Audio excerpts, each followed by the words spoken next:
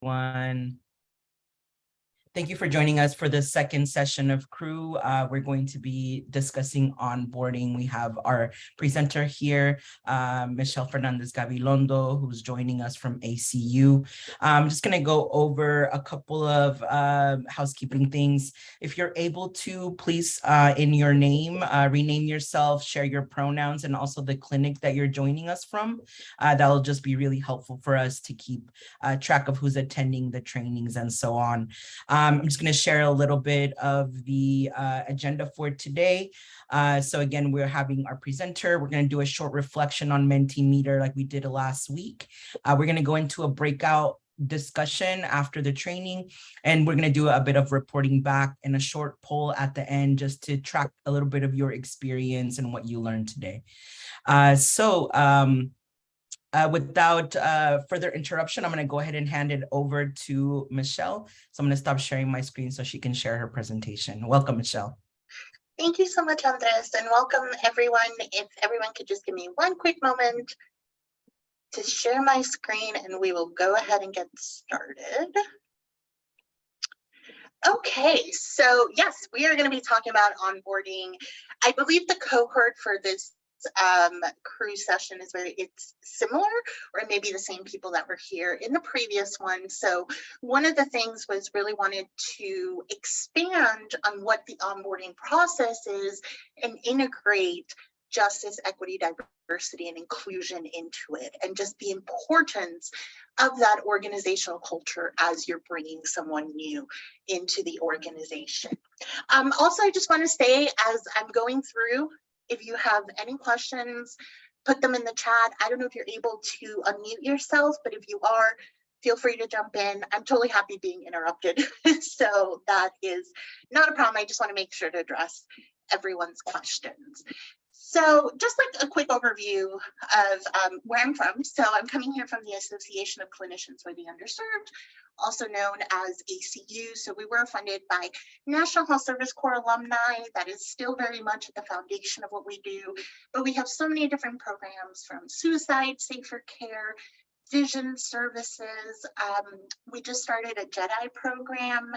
And then the one that I'm here with is our STAR Center. So we're one of the 21 national training and technical assistance partners through, and we're funded through a grant that we received from the Bureau of Primary Healthcare. And the STAR Center just stands for Solution Training and Assistance for Recruitment and Retention. The other thing I wanted to point out is the resources that we produce are free. We do have a specific website for this program, and you can also use our info at chcworkforce.org, and that goes directly to me, and then I filter it out to the team as appropriate. And that's me. So I'm the Associate Director of Workforce Development, and there you have my, my direct email if you need it. Okay, so if you were here last time, or if you've attended any STAR Center presentations, ACU presentations, we tend to always start with these slides. And the reason for that is I always want to bring in that foundation that when we're looking at onboarding, this doesn't exist in a silo. This is workforce. This is part of your recruitment, your retention, your development. So all of these things work together and are fundamentally important in order to ensure that you have a workforce that's fulfilled, that is happy, that wants to be working at your organizations. Because as it says here, workforce is the fuel. Without a workforce, you don't have a healthcare organization. So it's incredibly important to really invest and nurture that. One of the things that we also look at, and we're going to be kind of hitting on a few of these throughout the presentation, is that when we're thinking about a high-functioning health center or any high-functioning healthcare organization, there really should be certain core components to look at. And all of these are related into recruitment, retention, and how to support your workforce, which onboarding is an essential part of that. So as I said, we're going to be looking at this through that JEDI lens. So it talks about that positive culture focused on engagement, policies that support diversity and cultural respect, but then also, how are you using those tested retention and recruitment strategies, which really onboarding is part of it. And part of that foundation, so, part of it is saying onboarding, the workforce is essential. But when we're talking about JEDI, when we're talking about this lens, I think it's really important to have common definitions as we go through this. And I do want to point out, this is just one of many potential definitions that can be used, but this is the way that we're addressing it for this presentation. So when we're looking at justice, as it says here, it's that analysis of power, privilege, of oppression. How is it impacting all of these different social identities?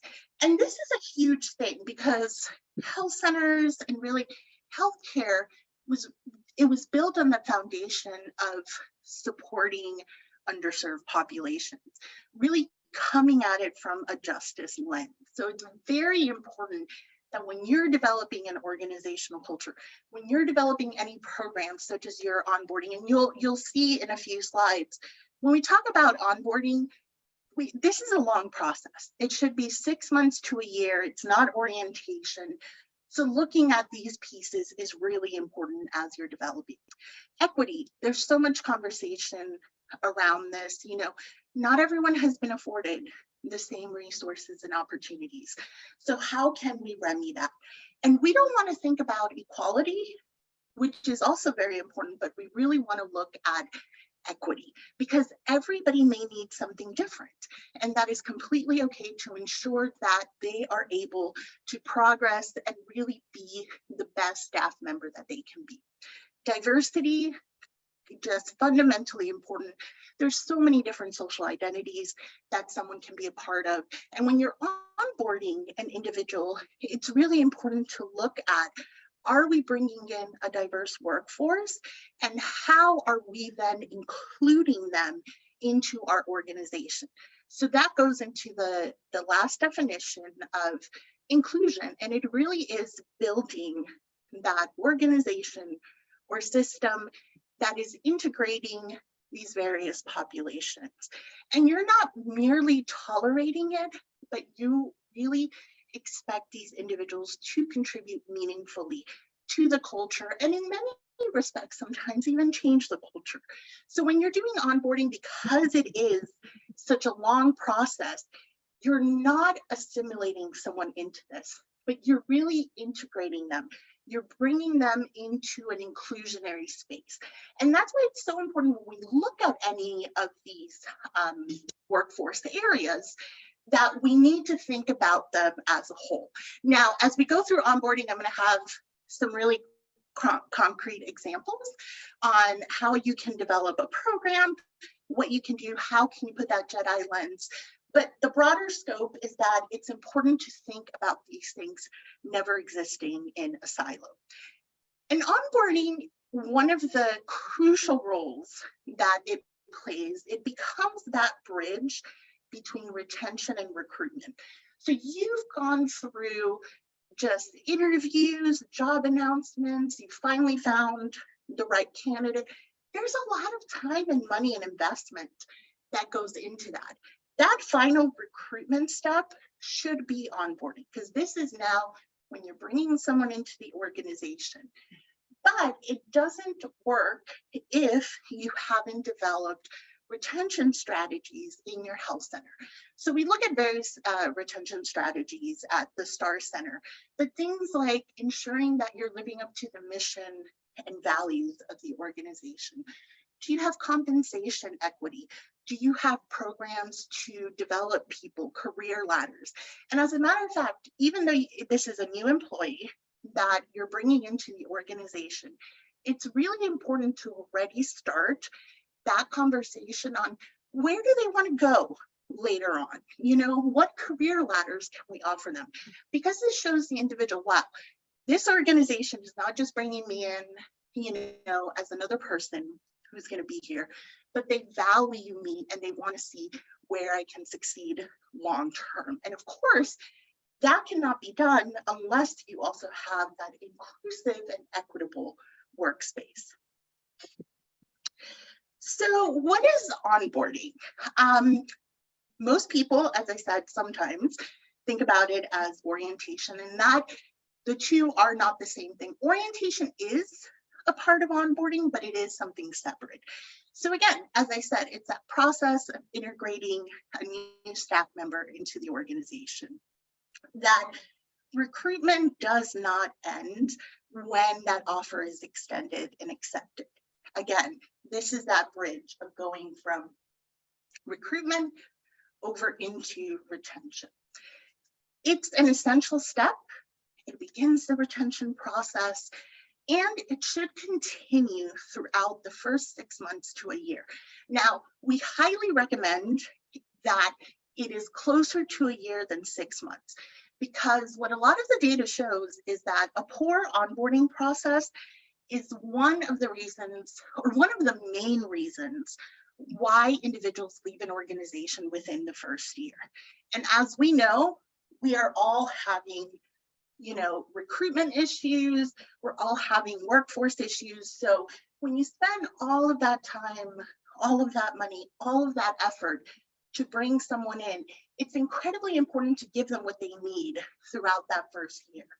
And we had, I'm trying to remember, I believe it was a health center who mentioned this, where when they bring in new providers, or really anybody in their staff, they understand that for the first year, it's really just going to be people figuring things out.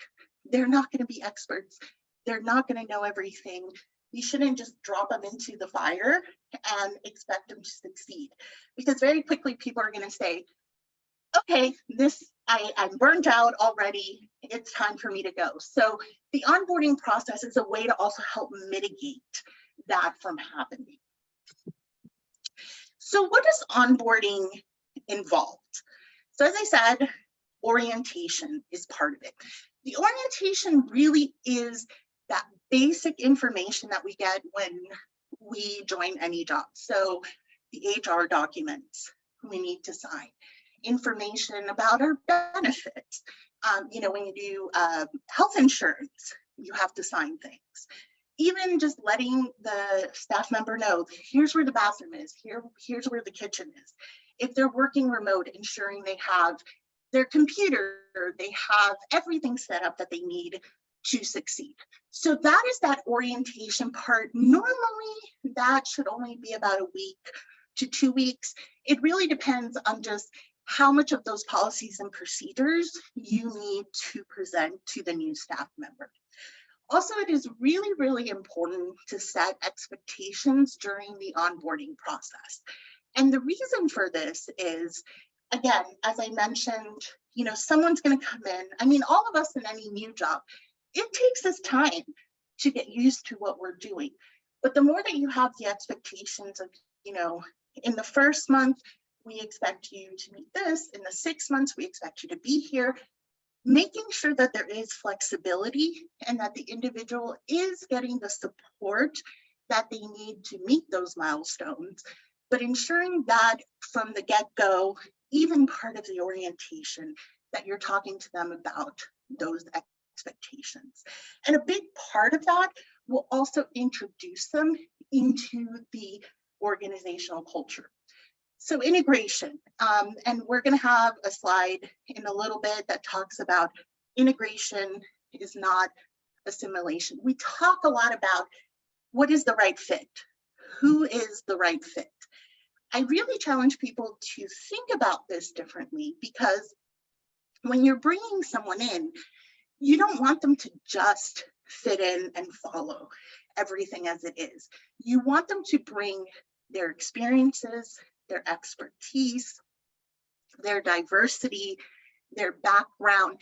And when we think about diversity, that's, ethnicity, race, gender orientation, gender identity, sexual orientation, different ages, different levels of education, disability status. So it's a very broad category. So when you're integrating them, they are playing a role in shaping that culture.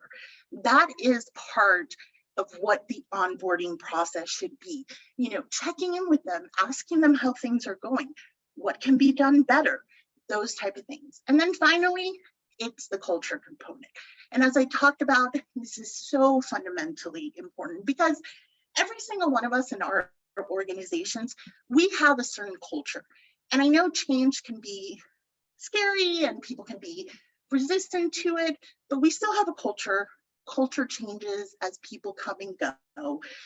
It also depends on what type of culture is leadership bringing to the organization, all of these things. But when you're onboarding someone, they really should get to better know the culture and feel comfortable enough to be a part of it and to speak to it and introduce themselves as a diverse staff member of what they can contribute to that culture. So as I said, orientation is not onboarding.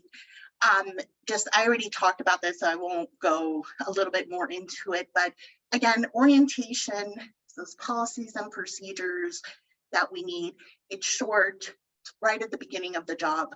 Onboarding is a long process of really helping someone prepare to succeed in your organization. And this is why we need to think about it as a long-term thing, because if we solely did orientation for 2 weeks, people may not feel that they have the support that they need to succeed in their job. And why is it important? And this is very similar also to what I've mentioned, but there's one of these that I really, or actually two, that I really want to point out. So we talked about that integration piece. We talked about setting the clear expectations, but it actually helps productivity because people feel supported and they have what they need to do their job, especially when they're new to a role. Even if we're thinking about, let's look at a provider. They've been doing this for years and years.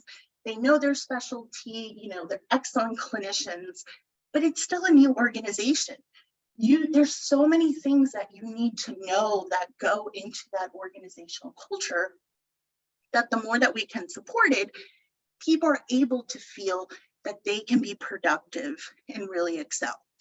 And one of the most important parts of having a strong onboarding process is reducing turnover. That is incredibly important because turnover is most likely going to cost you a lot more than it is to invest in an onboarding process.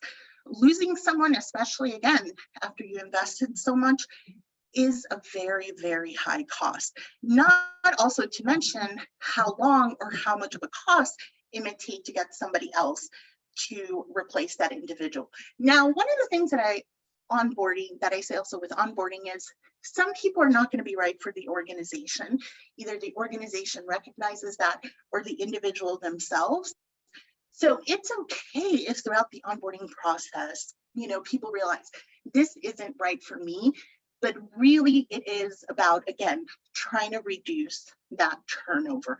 And another thing that reduces turnover is when people feel welcomed.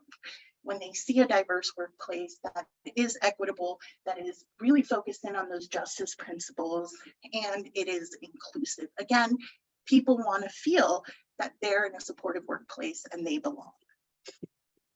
So I really like this, and I saw it in the Society for Human Resource Management, and I know that in the last Learning Collaborative, I had this slide, which is, this is very high level before you kind of dive a little bit deeper into how to build those onboarding programs. So think about the 4 C's of onboarding. First one, and this again goes into that piece of orientation of compliance. These are just things that need to be done that are incredibly important. There's, legal implications to it, making sure everyone is on the same page. Clarifying. So you're going to give people their expectations. You're going to talk to them about their roles, responsibilities. Give them the space to feel comfortable enough to come to their supervisor or whoever may be, a coworker, things like that, so they can receive clarification if needed. Another thing too, we've had a lot of conversations around this, the topic of quiet quitting. I don't know if everybody knows what that is, but you know, it's this idea very much based in work-life balance, you know, not having exploiting workers, where people say, you know, when I was hired, this was my role, this is what's written in my job description, you know, you told me my hours were 9 to 5, and that is what I am going to be doing. And I know that can be very complex for leadership, but it's an important thing that if you are expecting people to really go above and beyond and do a lot more. And there's nothing wrong with just being like, this is what you hired me for. Put that in the job description, adjust it if you need to throughout the onboarding process. And I see there's something in the chat, so if everyone could just give me a question, or sorry, a moment. So I see Jose said, where do you place the hiring process? Completion of all the credentials for hiring, all the HR legal documents. Is this orientation or onboarding? Oh, and the slide contains the answer. Yes, that definitely is part of the orientation. And obviously, because it's one of the first things you have to do. But there may be, as you go through the onboarding process, times where you have to bring this back up, or when the new hire is meeting with their supervisor, that they're going to talk about certain policies, things like that. So it doesn't have to be exclusive in orientation, but it's important to just kick off with that, so you have all of your legal requirements out of the way. You ensure that the credentialing and privileging, everything takes care of that. And there's going to be another slide that actually will have similar information. So when we look at the third C, and this is a really, really big one, it's culture. So here is where you're presenting to the new employee, what is your health center's vision? What is the mission? What are the values? Now, every nonprofit has to have a mission, and most for-profits do, most healthcare organizations do. And many times the mission reflects externally how we work with patients and the community we serve. And it's wonderful. You do such amazing jobs at that, and the providers that you have, all of your staff in your organization. But we don't always turn that mission internally, that if we're going to take care of our patients, our community, we also have to take care of our workforce.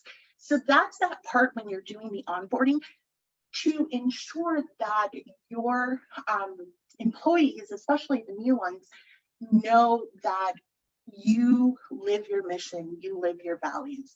One thing, so just on a personal story, when we're looking at this, when I started at ACU, so I've been at ACU for a little bit over 2 years, one of the things as part of early on in the onboarding process, they talked to me about the importance of work-life balance as part of our culture and the importance of family.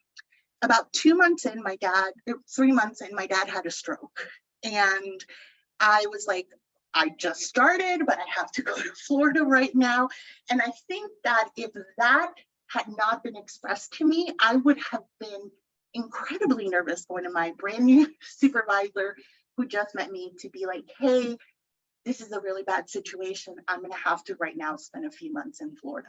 But they were so welcoming, so appreciative, and I was able to excel in my job. I was able to do the work while still helping my family, you know, when my dad was in ICU and all these things. But again, it's because that conversation was had and that foundation was created.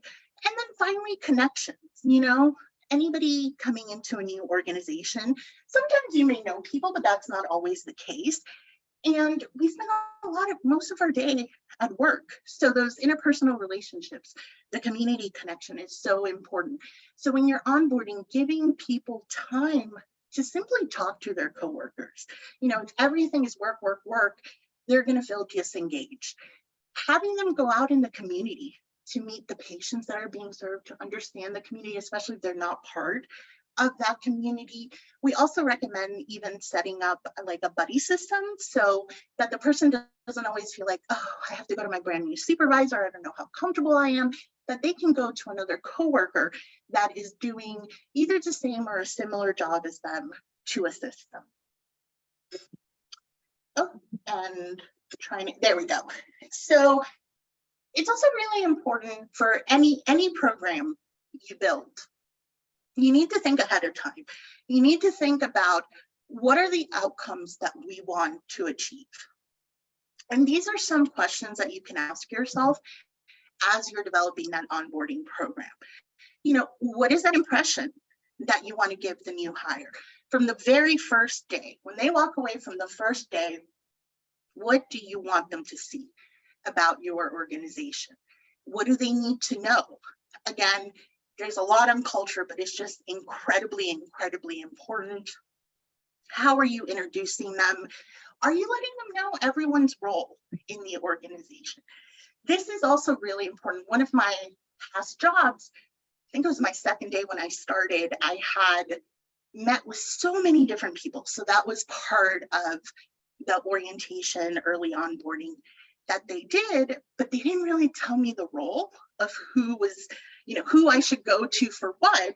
And I remember I had contacted someone I needed help with something HR related, and I got back somewhat of an angry email that was like, that's not what I do. So, you don't want to give people that impression right away. And it's important for people to know what is everyone's role. And you may not be able to go through every staff member, but in general, who should this person go to when they have certain needs? What are your goals for the new hire? What do you want to see them do? How would you like to see them advance and grow in that position throughout that first year? How long is it going to last? Again, we really say minimum 6 months, ideally a year. And then how are you going to measure that effectiveness? Just like any other program, data is important. I know we are constantly collecting data, but this could be something more informal as well. There's going to be a lot of one-on-one communication with the new employee. So ask them, how is it going? What can we change? What can we do better? What are we doing well? And taking that information to adjust it as you need when new employees are coming in. So something, for example, that I would have said was, nobody told me people's roles, so I went to the wrong person. So those type of things, and then you can make that adjustment into the onboarding process. And I also like this example model. It's a little bit more concrete and just kind of goes through those steps, very similar to the other one that I showed, but I like to show both of them because I think, everybody has a different type of program, but again, what are those key areas? And the extra one that was added here right after the selection is self-efficacy. And that is really, really important for people to feel empowered in their role. And this is where that connection into JEDI as well is so fundamentally important, especially if you're bringing in staff members who are part of a marginalized community, whichever that may be. They may not have had the best experiences in previous jobs and may come in thinking, oh, the interview was great, everything sounds great, but is it going to be the same thing? Is there going to be that lack of diversity, of equity, of inclusion that is really needed? So building these programs alongside your onboarding program is incredibly important because self-efficacy is fundamental. People need to feel empowered and that, they do have a role to play and that they can both work independently, but have the support of the organization. So as I mentioned, because we're going to dive a little bit deeper now into the JEDI part and how to put this into your onboarding process. And a lot of what I'm talking about, it's not exclusive to JEDI. It's a lot of what you can do in general as you're building an onboarding program. But I do, and I say this many, many times, and that's why I repeat this. I just think it's so important that when you're bringing anyone in to your organization, and it doesn't matter what role they play, whether they're the CEO or the individual working at the front desk, all of them are equally valuable, equally important for the organization to continue and to offer its services. And we are not here to simulate everyone into what we think may be the right culture. Because again, things change, they change rapidly. Now, I say that with the full acknowledgement that change is really difficult. It requires a lot of introspection. It requires a lot of organizational adjustment. It requires a lot of difficult communication. And in no way, if any organization is not ready yet for that, that the goal is to call people out or make them feel bad, but it's really about calling them in and being able to build a better and better culture or organizational culture together. So again, you know, you want to welcome those new ideas from the new staff. I mean, you hired them for a reason. You hired them because they met the qualifications and they're going to bring with them great experience. You know, be open to the meaningful change and really help to understand the diverse backgrounds of these new hires. Now, not everyone's going to disclose everything. So, you know, individuals who may have a disability, they may not be comfortable disclosing that, but simply in the onboarding process, building a place where you talk to them about, you know, if you need a reasonable accommodation or we're able to do this, we're able to do that. They know that they're coming into a place that is going to be supportive. So you don't need to know everyone's background, their lived experiences, to be able to practice this in a very effective way that, again, will help your retention, will help your recruitment, will reduce turnover, will help people feel engaged, but shows the importance of why this is something that we all need to look at and take very seriously. The other thing too, when we talk to, or when we present about this and we talk to different organizations on justice, equity, diversity, and inclusion, we get a lot of, well, what is the ROI behind this? What is the return on investment? And we feel very, very strongly on, now you could do what is the ROI on the onboarding process, because obviously when we talk about reducing turnover, those type of things, but we strongly believe do not make a business case for diversity. And the reason for this is, if you're looking at how do we create a strong Jedi culture, an inclusive culture, an equitable culture, a culture of diversity, if you're only looking at it from the perspective of return on investment, you really are putting a dollar sign on people based on ethnicity, race, gender, sexual orientation. There's so many things that go into that. And nobody wants to feel that way, because the truth is these marginalized populations have already experienced a lot of struggles. And, if their value comes down to only what they can bring in and the money, people are going to be disengaged. So what we say is, think about it, make an argument for either a social justice case, a functional case, or an engagement case. Now, obviously, these are all kind of related, but the way that we say is, look at it as like a return on value, not return on investment. So, many organizations, and this is part of your mission, is that social justice case. And that's something that you could show how we're doing the mission externally and internally with our workforce. For many organizations, they really tend to use the functional case or the engagement case. So the stronger that you have, any type of Jedi program, and that you're automatically, any new employee who comes in, that you're integrating them into that, you're welcoming them, you're allowing them to be part of that process, you really get a lot of better decision making, better results, again, that lower turnover. And a big part of this is because it takes a lot of practice on communication skills. It takes a lot of practice on understanding very complex things, and the acknowledgement that everyone's experience is going to be very different, but they all bring so much value.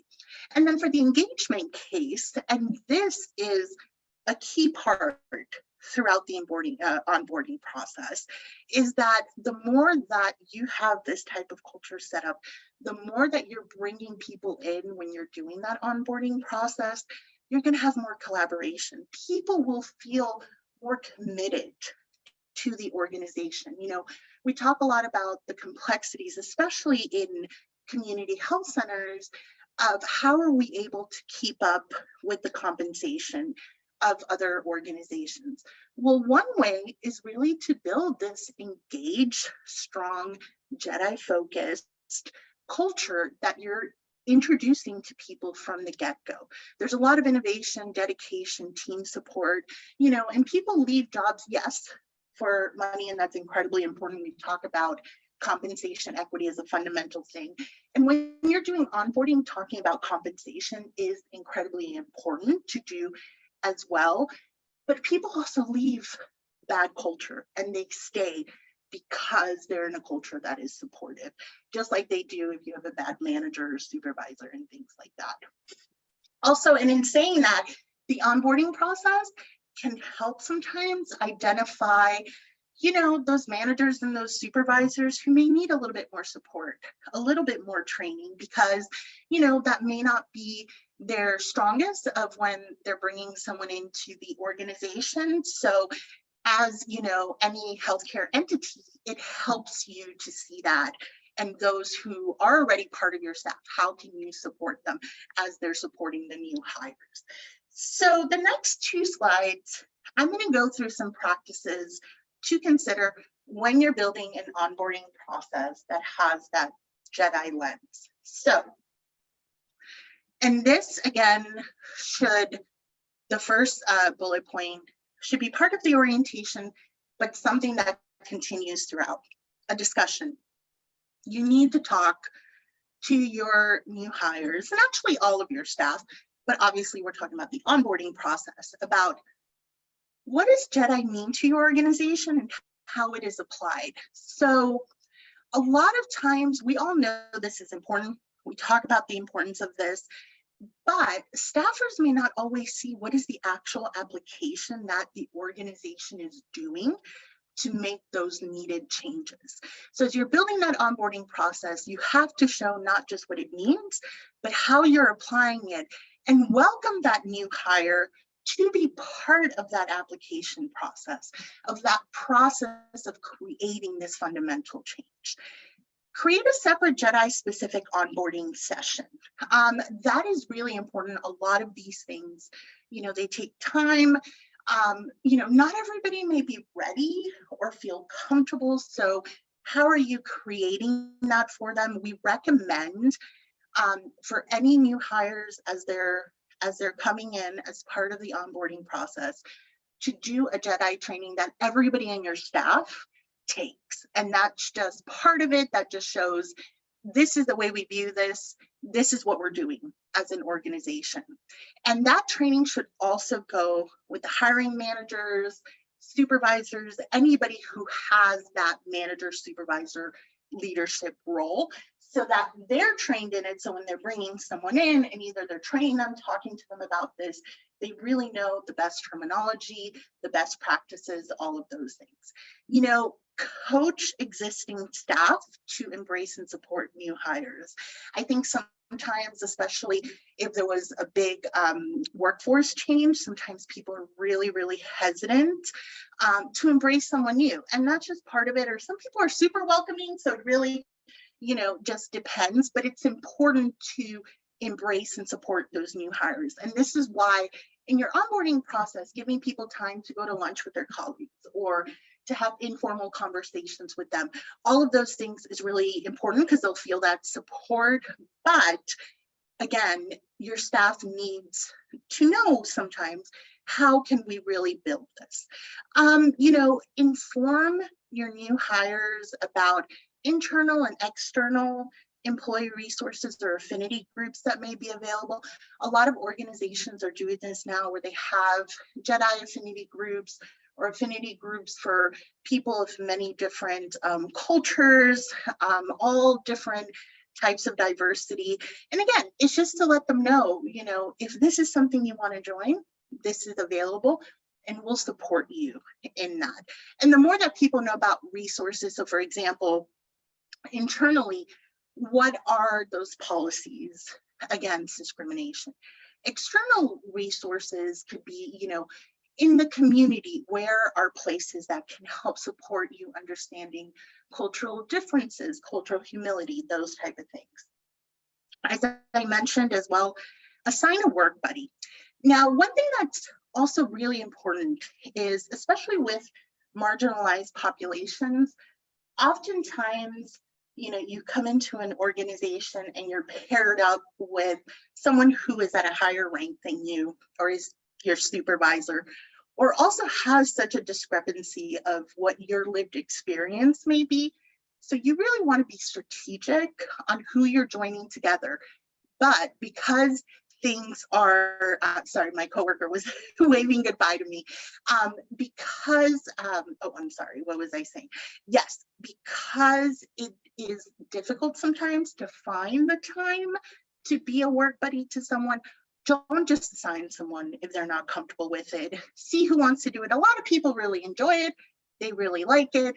And then give people time to do that. You don't just want to add on an extra, part of their role without them really being involved in that. But again, letting the new hire know, here's a buddy, here's somebody that can help navigate you through all of this. You want to make it warm, welcoming, and empathetic. Empathy is so fundamentally important. And again, it's presenting that we have a culture that listens, that has two-way communication, that we understand that just because you step into the workplace, you're not magically going to become this robot with no feelings, and everything that's going on at home, you leave it behind. So have that dialogue, show that to the new hires.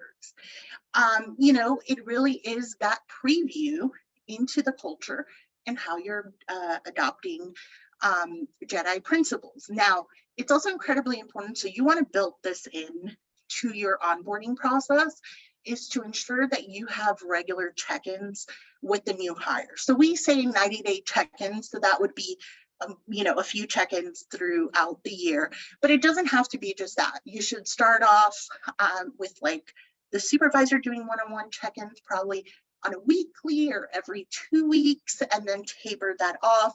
These check-ins are usually more formal, sometimes conducted by HR, so it's really important to ensure that HR is also, on board with the entire onboarding process that you're building, so that all of the people who are touching this know what their role is.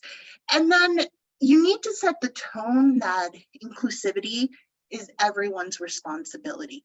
So this doesn't sit solely with leadership. Now, leadership are the ones who are really going to model this. They're going to have the buy-in, both from supporting and taking the time to build those Jedi principles, and then investing in the onboarding process. But it doesn't sit alone with them. Every single person has this responsibility. And that's why it's so important from the get-go, when you bring someone in within that first 6 months, 6 months to 1 year, not 6 years, that you're training them in these practices, that you're showing them how Jedi fits into your culture and how it impacts productivity, how it impacts, the way they serve patients, how it impacts every part of the job that you're doing, communication, how you relate to your coworkers, all of those different things. And you can have also more informal parts of the onboarding process. It doesn't have to always be this very stringent process, but it's just really important to have a process in mind. And part of that process, and I think it's everything that we've already talked about, is you need to have an inclusive organization ready and something that you can present to your new hires. And not everybody is at this place yet, and that is completely fine. If you're not there, you can be working on building it. So that's another thing. As you're working on this, that honesty and that transparency in the onboarding process of letting them know, this is something we take very seriously, but right now we haven't really been able to apply some of this stuff. But, can you give us some ideas? How would you do this? Again, engaging someone, but to build that inclusive organization, very similar. And this is, I think with any process, any program that you're doing, you have to start with assessing, seeing where the strengths and weaknesses are, then implement, create that culture of inclusion, ensure accountability. Again, everyone is responsible for this in the same way that everybody who is part of the onboarding process is responsible for their roles, and continue to grow. These things change. They change rapidly. And sometimes, it's hard to keep up. But the more that you can show your workforce, we are making this effort, the more that they really, again, feel that they're in an organization that is supportive. And we do have a building an inclusive organization toolkit, and I did hyperlink it on here. It has just some really great tools that you can utilize, when you're onboarding someone and really presenting them on your organization. What are you doing? What are your missions, your values? How are you inclusive? How are you equitable? And as I begin to wrap up the presentation, I just want to double check time. Okay, as I mentioned, I think all of this also comes down to positive communication, because onboarding, the sort of the core part of it is that you are building strong communication with your new hires. They're seeing, where does leadership stand? Where do my coworkers stand? Am I able to really integrate into this culture? Am I able to speak up? Do I feel comfortable asking questions? And, as leaders, anybody in HR, any manager, supervisor, as you're talking to your new hire, as you're working and you're onboarding them, what you say and what you do matters, and how you say it and the actions you take matter. One of the things you don't want to do is build an onboarding process. And, in the first, I would say, let's say the first 3 months, you build this idyllic place, and you're communicating with them on, this is everything great that we do. And then they see, oh, wait, that doesn't really match up, because it also takes people a while to see that culture, see how it impacts them, how it impacts everybody else. So you really, again, there needs to be a lot of preparation from different angles that go into this to ensure that you're building that positive communication, but that what you're saying, the principles you're standing up for, you're also taking action behind it. And this is why I say this is an evolving process. This takes a lot of dialogue, two-way dialogue. Don't be dismissive. I mean, that is never a great way to start any relationship, any workplace relationship. If you're already like, well, you're here, my way of doing this, it's the only way you're going to do it. Again, this is how you lose someone.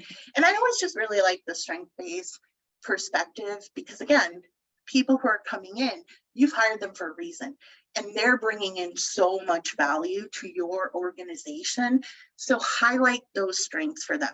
As I mentioned, the other thing, for example, in your onboarding process, there's nothing wrong with already starting to talk to people about, maybe in 3 years, where would you like to go in the organization, or even in a year, those type of things. Again, people want to feel that you're investing in them, and all of these pieces together show that investment. And if you don't have career ladders, that's okay as well, but open the dialogue to people, see what they're thinking long term.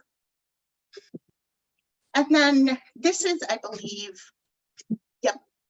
one of the last slides, and it talks about, or just has a visual of what I mentioned, where it all connects to each other. So if you want to have a strong workforce, you want to have strong recruitment, you want to have strong retention, you need to have that robust onboarding process. It needs to be connected to your JEDI, your inclusive organization that you're building. Those culture, the values, the development of your workforce.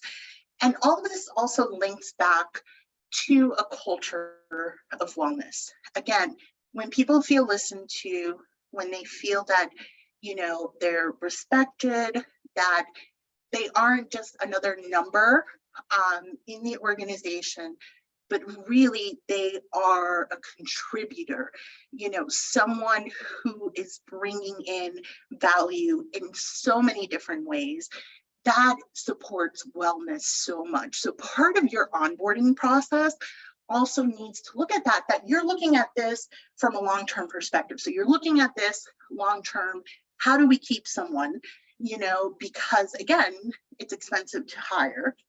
And then you're looking at it long-term as, you know, the more that we can have this robust onboarding process, we'll be supporting their wellness, hopefully being able to decrease, you know, early burnout, early issues that may happen with employee engagement, employee wellness.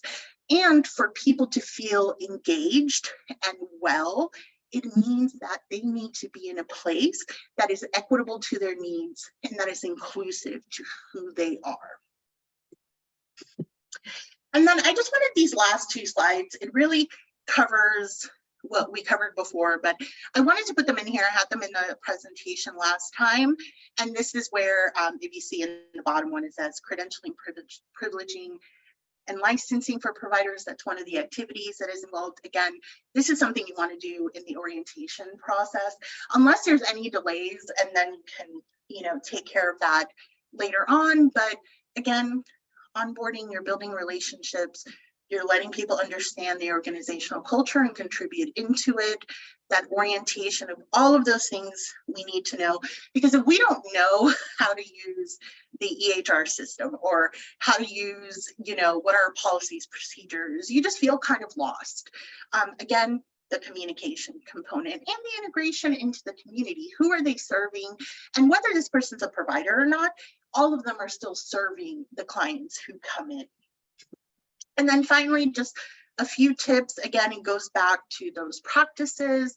You want, you know, a mentor, orient the new staff member, have a buddy, set realistic timelines, have those expectations, those goals, which may be different for every hire.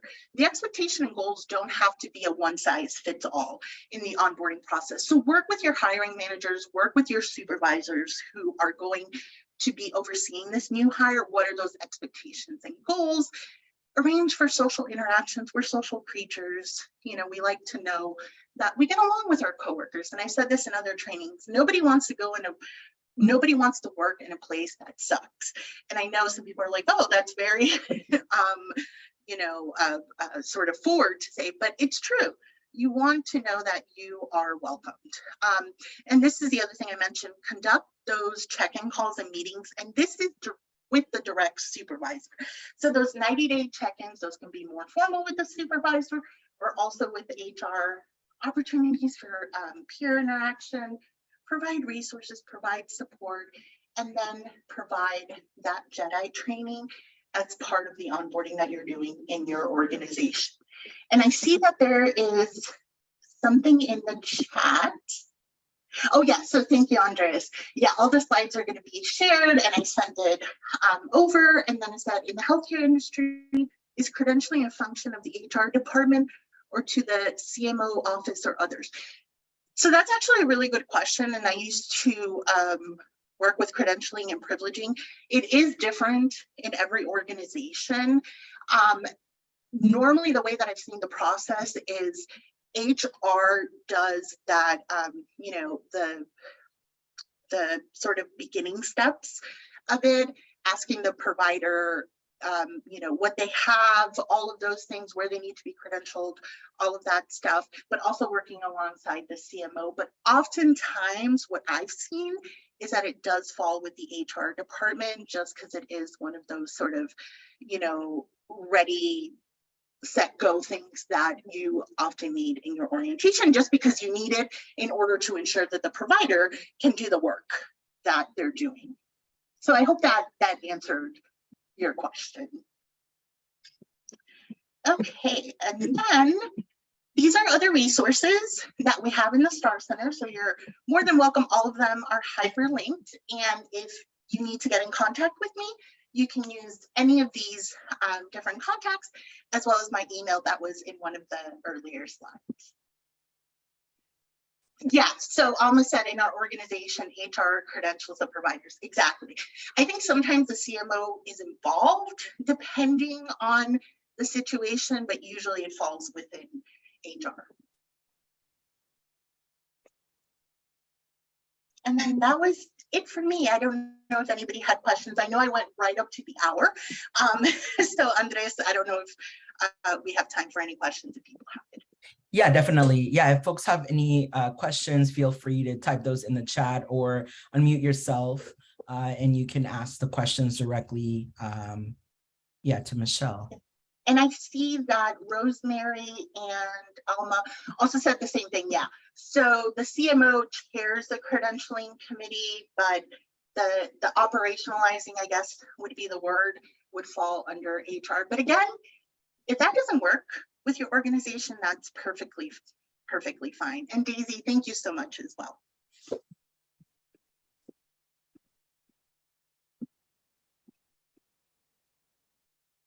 Right. Any other questions for Michelle before we continue our agenda?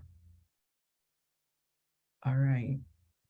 All right. Again, thank you, Michelle, for this great presentation and all of the great information you shared today. I really appreciate that. So we're going to continue on to the rest of the program or the agenda for today. So just really quickly, we want to hear back on some of the takeaways from the presentation. Feel free to use this Mentimeter code, or you can also use this QR code to type in your responses on the reflection. Is just what are your key takeaways or your key takeaway from the presentation today, and then we'll check out the live results. So you can pull out your phones and scan the code, or you can also go to menti.com and you can type in this code and it will populate the question for you. So and Andres, yes. I just wanted to say goodbye to everyone, so I'm going to head out. If anybody has any other questions after this, you can always contact me, and I always love working with CCALAC. So thank you, everyone, and thank you, everyone in the chat. I really appreciate it. Thank you. Have a wonderful day. You too. Thanks. All right.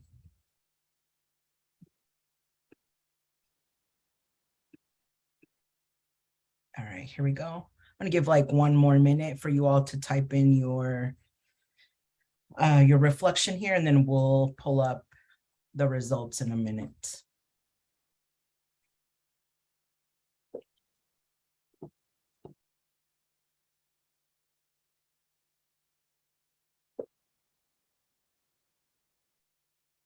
All right, let me see if there's any. All right, awesome. We have some key takeaways. The 4 C's. As an employer, we have to be empathetic and making new hires welcome. Check-ins after onboarding, pairing a new hire with the work buddy. I love the work buddy idea. Also glad to hear acknowledgement of that. It's okay for folks to truly disengage from work after their workday is done. Yeah, these are all great and important things, that are part of the onboarding process, or that can make the onboarding process better for employees. Always listen and keep employee engaged, set expectations for new hires, check in on them. Onboarding is key to retention. Onboarding is a 6-month process. Onboarding is more than an orientation. Absolutely. Yeah, these are all great. Feel free to, type in anything else that you may have, taken away from today's training. And as you, again, go into your coaching sessions and kind of thinking about the interventions that you want to implement, thinking about ways to really take this information that we're presenting at each of these trainings and figure out ways to really implement them into your, into your onboarding process, which is, like we heard today from Michelle, very, very important in the retention piece. hiring folks. All right, thank you all so much for those responses. So what we're going to do next is we're going to take you into a breakout session to kind of expand the conversation on these takeaways. And we have 3 questions that we're going to ask of you. So we're going to first give you about 12 minutes in the breakout session. Aisha is going to open those up for us in a minute. Also think about what you want to share back with the group. So we're going to, Lisa, Alex, myself, and Aisha are going to jump into some of the sessions with you all, and just to kind of listen in on some of the conversations that you are all having. And here are the 3 questions that we want you to discuss. The first one is, what takeaways from today's training can you implement now in your onboarding process? The second question is, what are some things that will require long-term planning to implement? And then the third question is, what resources or support do you have or need to implement these changes? So really kind of puts things in perspective for you. Aisha, if you can open up the breakout rooms, again, 12 minutes, and then we'll have you come back and report a little bit of what happened in your group.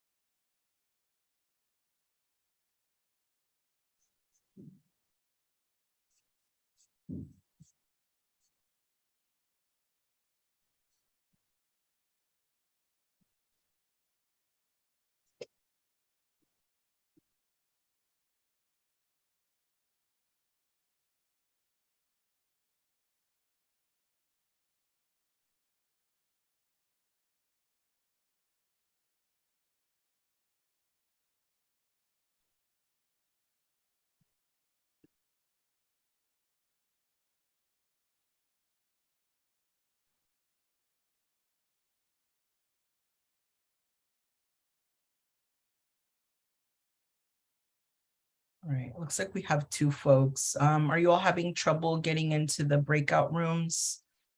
We have Stephanie and is it Tadia? I hope I pronounced that correctly.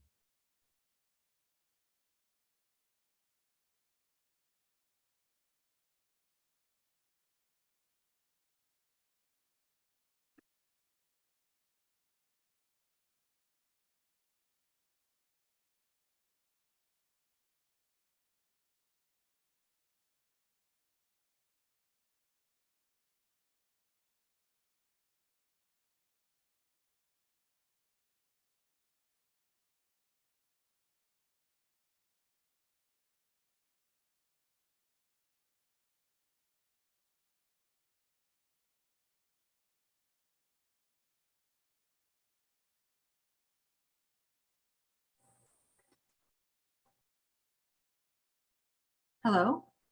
Hi, Stephanie. Are you having trouble going into your breakout room? I'm sorry. Did you say, am I having trouble connecting?